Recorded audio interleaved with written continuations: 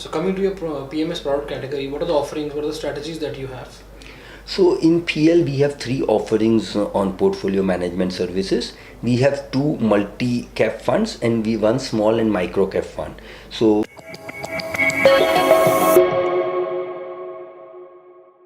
we have amongst us Mr. Nupur Patel, who is the head of sales and marketing with Prabhudas Lilladhar Group. And Nupur, before we start interacting, I would like to understand from you. There is a very rising interest these days in PMS as a category, and I have been reading, a lot of content around PMS as a growing interest. And the reason, showcased in most of these articles is that while mutual funds as a category is seeing a lot of behavioral flows, where the flows are rising in the rising markets and flows may fall in the falling market because it is a retail market, and hence these vagaries of rising flows in rising markets and falling flows in falling markets may lead to inconsistency in the way the stock picking is being done. Unlike this, in case of a PMS, it is a customized demat account that gets opened.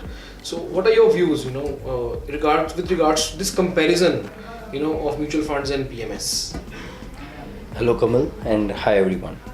See Kamal, we need to understand that every product has a pros and cons. Now when we come to the PMS vis-a-vis the mutual fund, as you've highlighted, PMS is a very customized product and a solution where the entry and exit of an individual investor does not impact the returns of an parallel investor in the same strategy. So say for example, if we are as a PL, I'm running various strategies.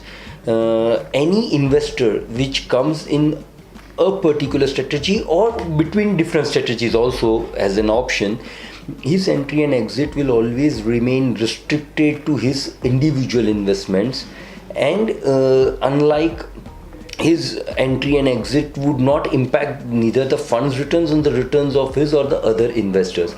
Right. So, mutual fund as a product is a very well diversified, very well regulated, has a track record of more than 20 years. But PMS, regulations are evolving.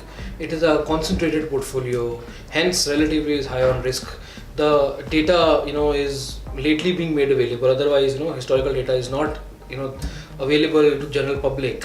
So, where do you see, how PMS as a category evolves over next 1 decade? So yes, we have seen a lot of traction for portfolio management services in last around 2.5 years. Mature investors have started coming to PMS. They have started realizing the value of investments. And unlike if you see prior to 2012 when we had a smaller ticket size, now ticket size has become 25 lakhs in PMS. So obviously we do expect that lots mature investors which has a single ticket size of 25 lakhs as an entry barrier to come in would come to this product. So definitely with inflows, with the size of the market currently where we are, we also expect that there would be a lot of positive regulations and standardization coming. I agree with your viewpoint as well, that today there are different ways and methods in which each manufacturer of portfolio management services publishes their returns.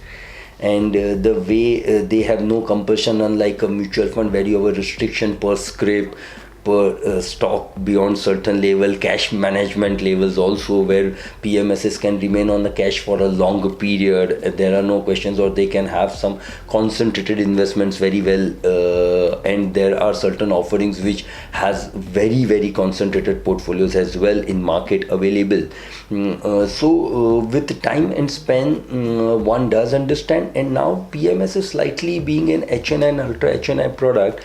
Investors are very well aware of what they want and how they want their portfolios to be designed or constructed over the period of time, and the regulations by and large regulators are doing fair job, and we personally also believe that over the period of time, whatever is required in the interest of the investors to make standardization of data, or the way you publish your returns, or methods which could be accepted by all, should be on offering sooner or later. And we always welcome as a manufacturer that anything that is standardized or which gives a level playing field to one and all in industry should always be welcomed. Sure, sure. So, I would also want to understand from you the entire history of Prabhudas Lilladhar Group. Because this name is less known in North, and we are North-based, wealth management firm. For our audience there, if you could, just tell us, how long is the history? What has been the story of Prabhudas Lilladhar? Okay. So, as a group, PL or Prabhudas Lilladhar, we started our financial market, or I would rather say the share broking business way back 1944. So today we are celebrating our 75th year PL as a group. So we have a legacy of 75 years for our investors. In industry, one of in institutional research, it's one of the strongest arm as far as the institutional research is concerned. A very strong pedigree of promoters, one of the most ethical group as far as the businesses in the financial markets are concerned. And when you see the construct, even in our case as a portfolio management services, we completely rely on our in-house institutional research. So we have a large team of institutional research analysts who always supports and helps us in ideation. We leverage on them, their expertise, their domain knowledge over the period of time. And at the same time, today PL is present across all geographies. We do have our own offices also, Delhi and various locations in North. And we do have a long army of retail broking also. So PL does the various businesses apart from portfolio management services. So we are very active in direct or the retail broking. We are definitely very active in institutional business also. We have investment banking also as an arm. We have one of wealth management arm also of Prabhudas Lilladhar. But yes, I do understand that from all this there are various businesses, and each business has its own strength for PL to offer. And now we are in business for more than 75 years. Itself speaks about the strength of PL and consistency at which the PL has been in business for past so many years. So coming to your PMS product category, what are the offerings, what are the strategies that you have? So in PL we have three offerings on portfolio management services. We have two multi-cap funds and one small and micro-cap fund. So my flagship product, which is a multi-strategy, which is a multi-cap fund, which is large-cap bias multi-cap fund, where we have larger allocation, or I would say higher allocation to a leading A group or a large-cap stocks. With some percentage of allocation to a quality mid cap. So this is a consistent low beta product. Being obviously a large cap bias, there's some amount of consistency in the returns and the volatility as well in the downside of market. So this product multi-strategy is appropriate for investors who's looking for 3 to 5 years of investments, who prefers less volatility in the portfolio, believes in the consistency in the return, could opt for this strategy. In multi-cap offering itself, we have a second strategy, which is Equigro. Equigro, unlike a multi-strategy, would have a slightly higher allocation or large allocation towards small and mid-cap companies. So this would have some element of volatility, some element of slightly higher risk than that of a multi-strategy. But if investors is willing to take some additional risk and looking out for slightly better returns, then Equigro strategy is appropriate. Our youngest offering in our folio is Fortune. Fortune is my small cap and micro cap strategy. We just started this strategy maybe around a year and a half back. Market has not been too supportive for small and micro cap in last one and a half year, but we believe that this is an appropriate time to look at certain quality names.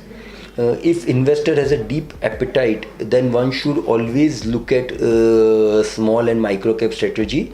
But with one caution, I would always try to make it clear to the investors that whenever you are investing in any small and micro cap strategy, please understand that you should have a capacity to stomach in 20-25% of downside as well, because small and micro cap would always prone to lot of volatility in returns.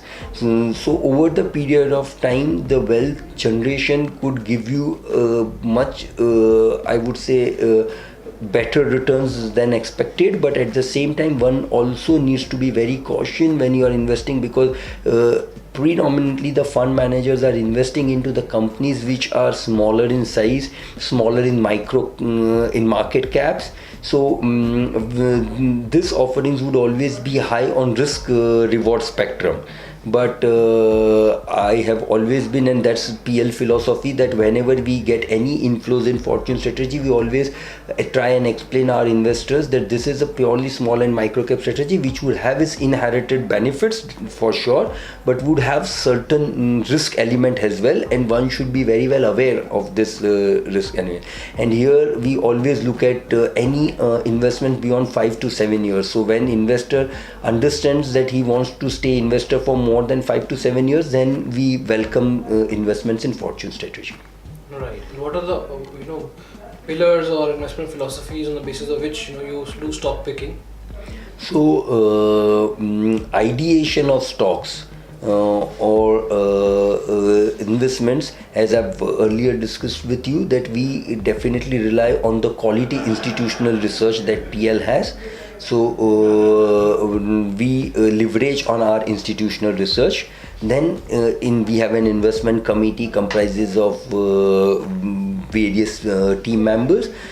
Stocks gets discussed at detail or length at investment committee, reviewed at time and again, evaluated before any investment decisions are taken. Then management personal discussions or the meetings that takes place, and then the investments are done.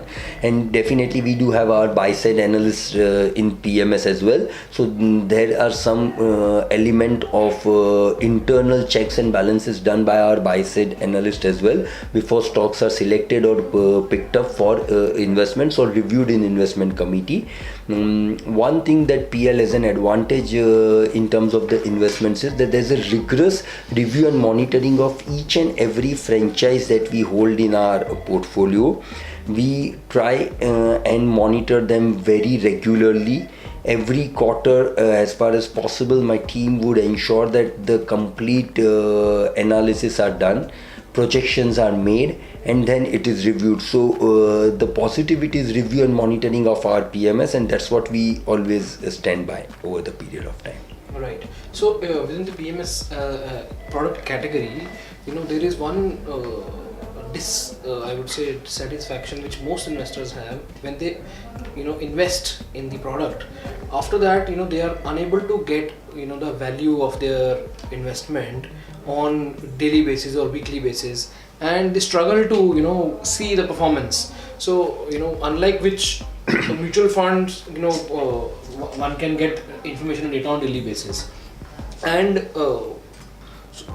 where do you think you, because you have a 75 years old history and very diverse group, so do you connect with this problem, and has your group thought of solving this problem for this entire industry?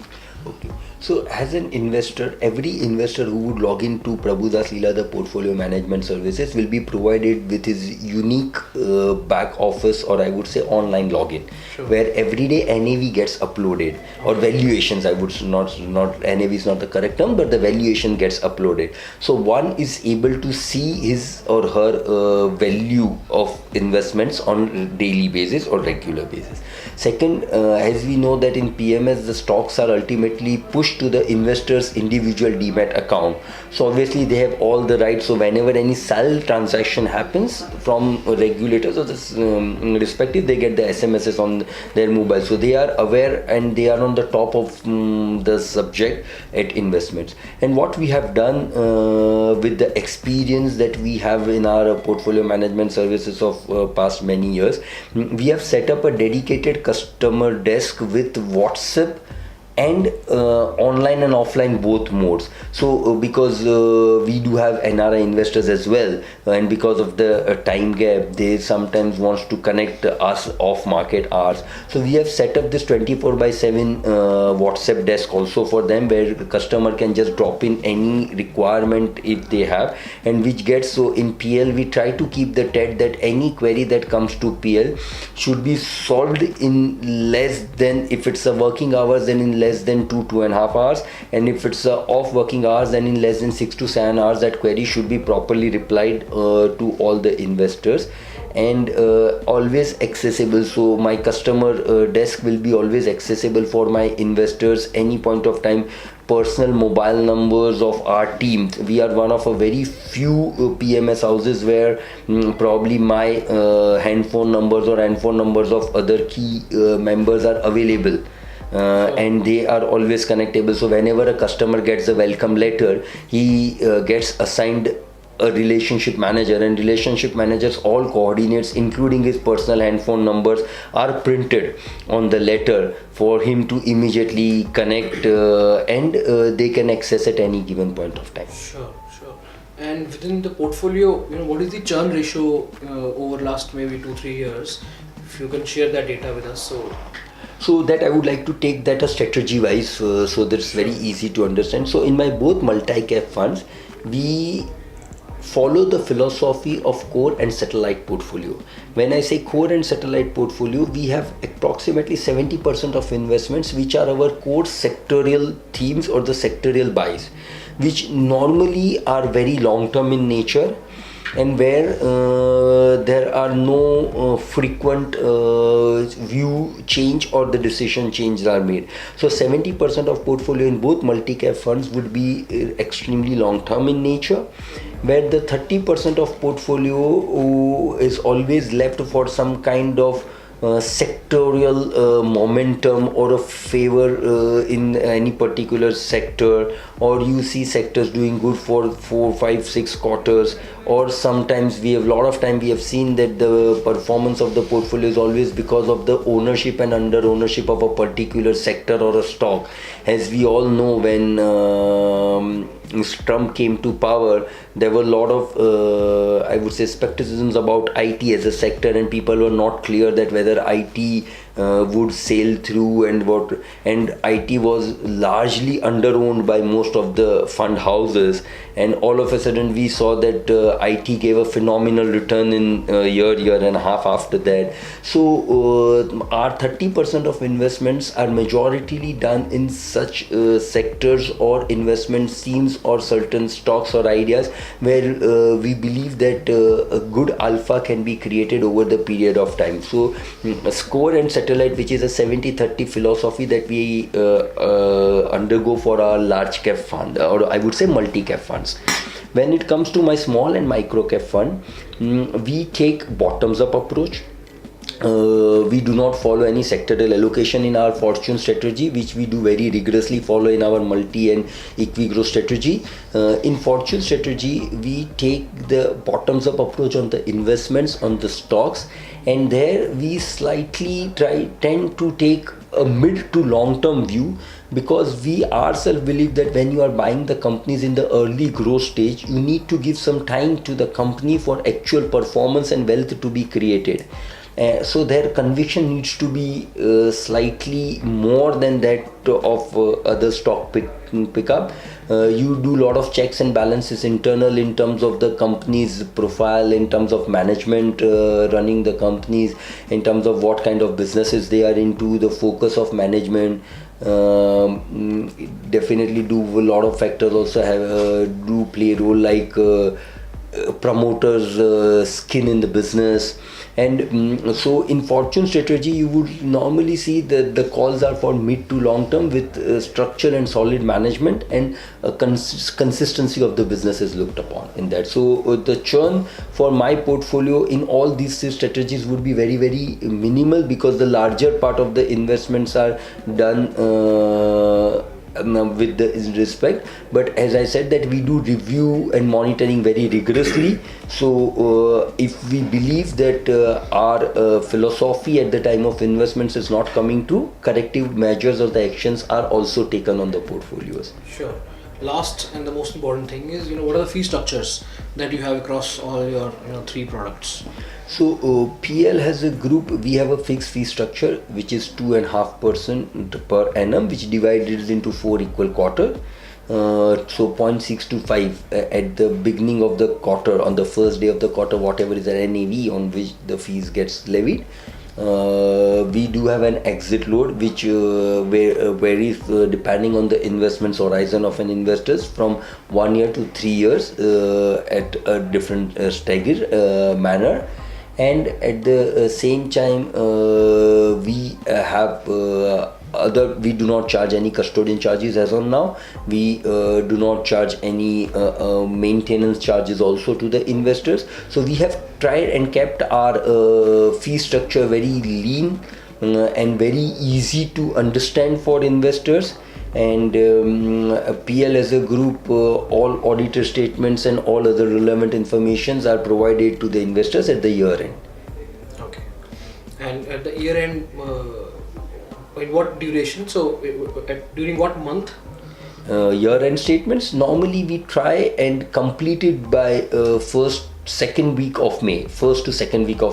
We always aim to do it on or before 15th May. So last year returns should be out for investors probably max by next week.